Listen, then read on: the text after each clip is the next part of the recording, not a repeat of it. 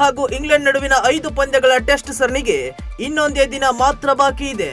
June 20ರಂದು ಲೀಡ್ಸ್ನ heading ಲೇನ್ಲಿ ಮೊದಲನೇ test ಪಂದ್ಯದ ಮೂಲಕ ಭಾರತ ತಂಡದ ಇಂಗ್ಲೆಂಡ್ ಪ್ರವಾಸ ಅಧಿಕೃತವಾಗಿ ಆರಂಭಗೊಳ್ಳಲಿದೆ.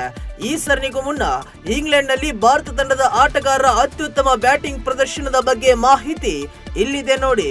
ಮೊದಲಿಗೆ KL ರಾಹುಲ್ 2021ರ ಭಾರತ ತಂಡದ ಇಂಗ್ಲೆಂಡ್ ಪ್ರವಾಸದಲ್ಲಿ KL ರಾಹುಲ್ ಶ್ರೇಷ್ಠ ಇನ್ನಿಂಗ್ಸ್ ಆಡಿದ್ರು. ಲಾರ್ಡ್ಸ್ ಅಂಗಳದಲ್ಲಿ ರಾಹುಲ್ 129 ರನ್ಗಳನ್ನ ಕಲೆ ಹಾಕಿದ್ರು. ಇನ್ನು ವಿರಾಟ್ ಕೊಹ್ಲಿ 2018ರ ಇಂಗ್ಲೆಂಡ್ ಪ್ರವಾಸದಲ್ಲಿ ವಿರಾಟ್ ಕೊಹ್ಲಿ ಅತ್ಯುತ್ತಮ ಬ್ಯಾಟಿಂಗ್ ಪ್ರದರ್ಶನ ಮಾಡಿದ್ರು.